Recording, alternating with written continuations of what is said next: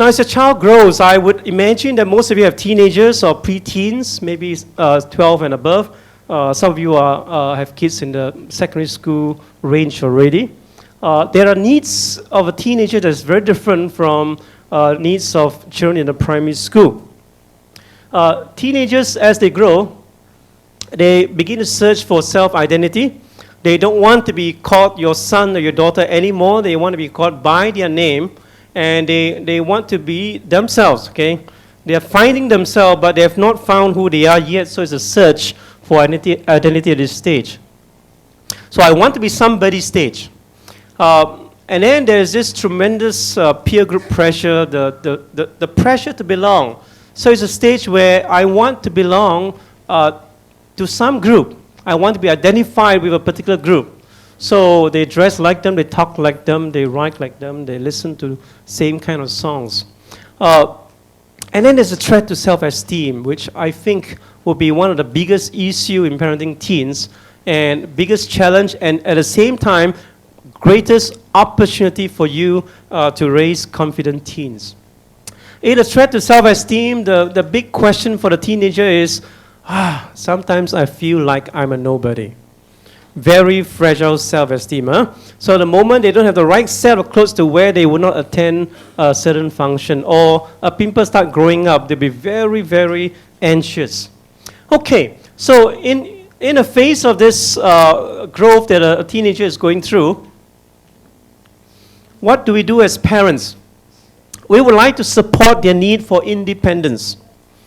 Some parents made the mistake of, as the child grows, they tighten their control more. Okay, it's the opposite of what you need to be doing. As a child grows, you need to loosen your control more. Hopefully, when they were younger, you provide some guidance, and when they are older in the teenage years, you would have given them some room for independence in a safe environment.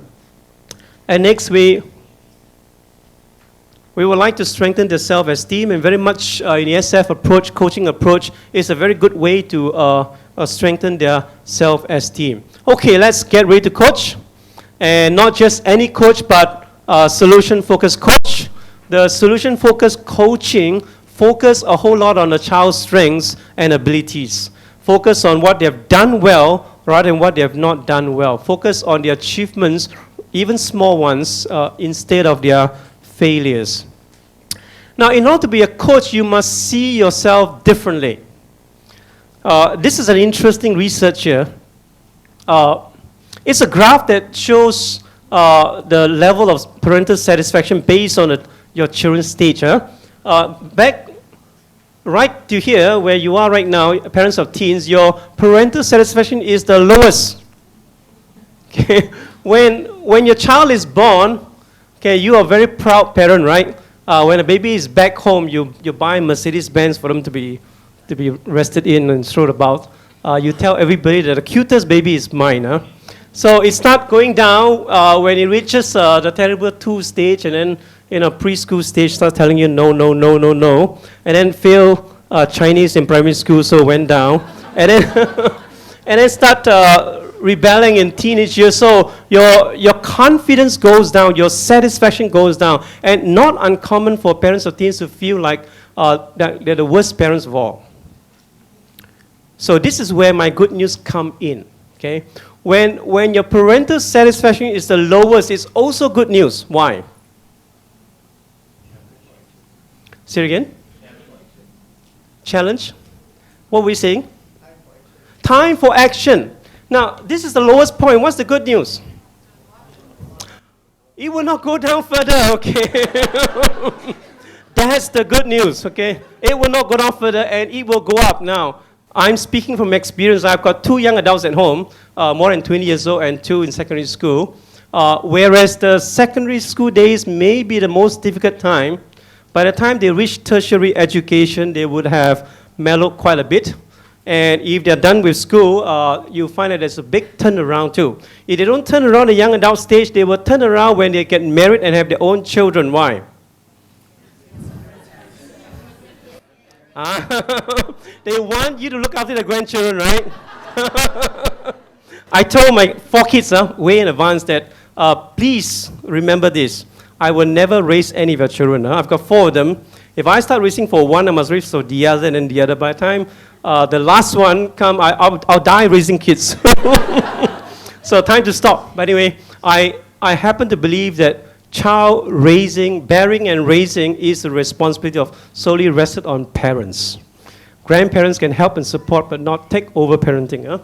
Okay, so it will only get better. So see yourself correctly. You're not the worst parents. In fact, anybody who comes to a conference like this, I dare say, are some of the best parents around. Okay. Now, it's no secret to say that those people who are attending courses here and there are the ones that do not need parenting courses.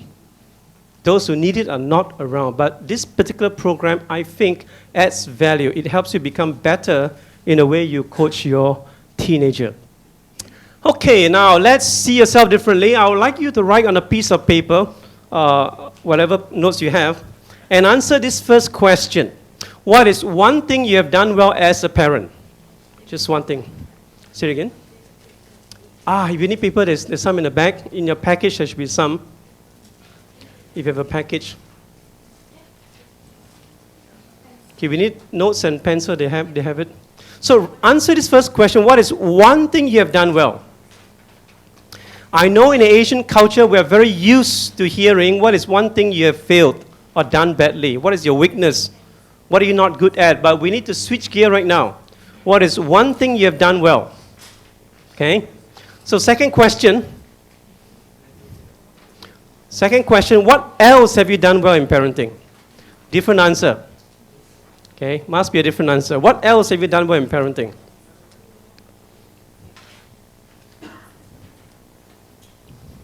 I have some parents tell me that, hey, they can't think of anything that's good.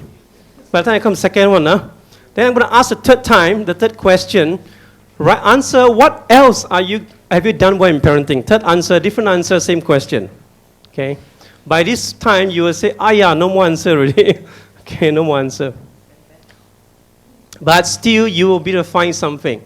Now, fourth question. Now, the questions are very important. I'll explain to you later why the questions are important. SF is about asking the right questions. The fourth question is, what else have you done well in parenting? What else? Every question has different answers. Okay, have you done that? Okay, questions very important. Now, get ready for the fifth question. And the fifth question is, what else have you done well in parenting? Name one more thing. So you have listed 5 items, right? You didn't start from zero. You start from, you have already progressed to a certain stage already. You can at least list 5 things. In my workshop, this is a very interactive workshop, but I can't do it for a big crowd like this. We only limit the workshop to 6 people, and what I'm doing today is just an hour out of 6-hour sessions we're going to do. Okay, I'm just going to give a snippet of what we do in a 6-hour workshop. So, in my workshop, I get parents to do at least 10 times over. Now, at first, they said nothing to say. Okay, what is there to say? Because our Asian culture is, you don't talk good about yourself, right? Huh? My role is to make them feel comfortable talking good about themselves. The reason is, if you cannot talk good about yourselves, you will find hard to talk good about your son or your daughter. Unless we see the value in affirmation, including yourself, very hard for you to be affirming to your teenager. So, look at yourself differently. You are not a bad parent. You are a good parent with a lot of resources. In fact, don't surrender your parenting to experts. There are no experts for your children. Huh? The only experts for your children is yourself. You are the best parent for your own teenager. Don't surrender that to anybody else. Okay, so you've answered this question. So next, see your teenager differently. Socrates, the philosopher, says, an unexamined life is not worth living. Is it true? You can go on and on in life, and then let life pushes you from one corner to another, and then you just, all you can say is, bo pian. You are struggling, and then you say, bopian, huh? So the unexamined life is not worth living. And Robert Nozick is another philosopher, lived from 1938 to 2002, a Jewish Harvard professor. In his book, the opposite title, The Examined Life, right at the end of his book, he gave kind of like a model for helping us understand human worth. Okay, we need to see our children differently, and one way to see differently is to know the value of humans. So he has this model. Typically, when we ask anyone, who do you think in a society we will rank as, has lots of worth? We would name, the rich, the famous, the most educated, the most accomplished people, right? They're right at the very top, and it's typically lesser on the top. Those down below are the road sweepers and the cleaners and the maids and all that we put down below, and they're broad base. Now, Robert Nozick is helping us see the very reverse. Huh? So this is what he do. He says, if something is alive, give it 50 points of human worth. If there's 100 points of human worth, how would you allocate it? He says, 50 points, give it if it is alive. You keep a pet. If a pet is dead, no use, right? Okay? But when a pet is alive, it gives you lots of good company. Okay? Now, next he says, if it's a human, give it another 30 points of human worth. So that's 50 plus 30. How many points altogether? 80 points. Now, when your children go to school and get a test, take a test, how many marks will he have A? How many? Say again? 85, so high. There's a principal here. Yao Ling, what's the score for A?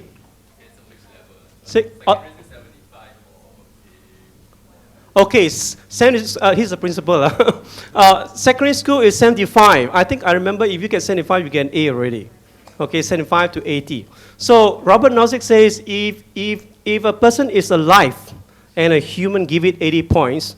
In terms of our academic understanding, your child is already an A child to begin with. Can you see that?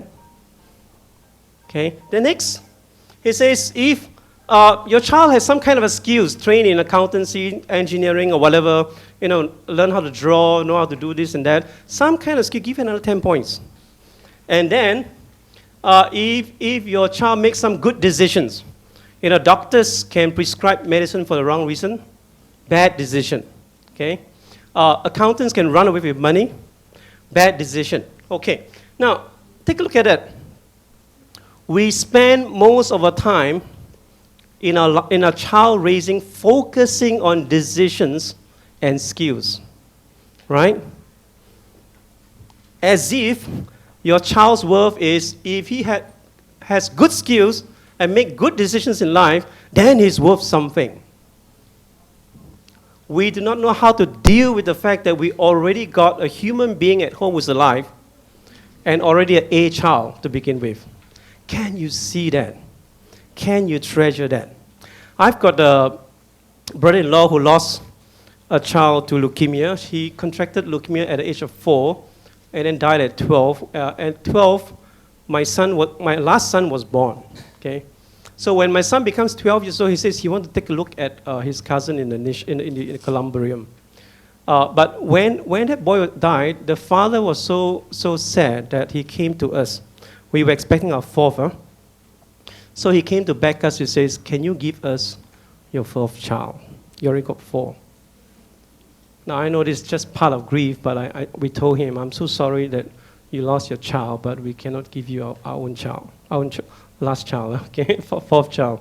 So it was just so sad. He for years, for about 3 years, he's been going to the columbarium almost every week. Finally, he managed to overcome that grief itself. So if your child is alive and with you, you have got an A child to begin with. Can you see that?